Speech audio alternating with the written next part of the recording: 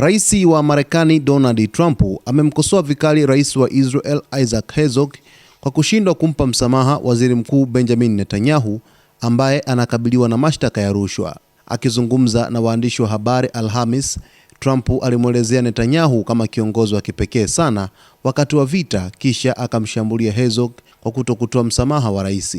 Una rais ambaye anakataa kumpa msamaha. Nafikiri mtu huyo anapaswa kujionea aibu, alisema Trump. Ni aibu kutompa, anapaswa kumpa, aliongeza. Kauli hizo zimekuja siku moja baada ya Trump kumkaribisha Netanyahu katika ikulu ya White House, ikiwa ni mkutano wao wa 7 tangu Trump arejee madarakani mwaka jana. Netanyahu anatuhumiwa kupokea zawadi za thamani kubwa, ikiwemo sigara za kifahari za champagne kama rushwa. Pia anatuhumiwa kuhusika katika mazungumzo na vyombo vya habari ili kupata taarifa zenye kumlinda na kuisifu serikali yake. Kesi yake ilianza mwaka 2020, lakini imekuwa ikikatizwa mara kwa mara kutokana na hali ya kisiasa na mzozo unaoendelea katika ukanda wa Gaza. Mbali na kesi za ndani ya Israel, Netanyahu pia anakabiliwa na hati ya kukamatwa kutoka International Criminal Court ICC kwa tuhuma za uhalifu wa kivita huko Gaza. Kwa mujibu wa sheria za Israel, rais ana mamlaka ya kutoa msamaha.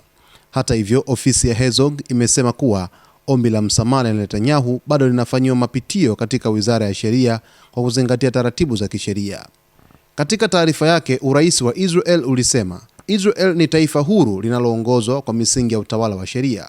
Kauli hiyo inaonekana kujibu moja kwa moja shinikizo la Trump, ambaye sasa anaonekana kuingilia wazi siasa za ndani za Israel.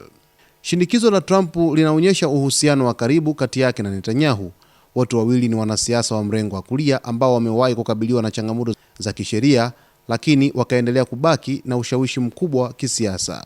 Hapo awali Trump aliwahi pia kumtaka hadharani Herzog kumpa Netanyahu msamaha alipokuwa akihutubia bunge la Israel Senate, akisema, sigara na champagne, nani anajali? Basi mtazamaji wetu, kwa taarifa zaidi ni kuweza tu kuungana na Zone Media wakati wote ili uweze kufahamu yote ambayo yanajiri katika anga za kimataifa, huku kesi ambayo inamkabili waziri mkuu Benjamin Netanyahu zinazidi kumweka pabaya kisiasa, huku shinikizo likiwa ni kubwa zaidi kutoka katika ndani ya Israel wenyewe kwa wenyewe.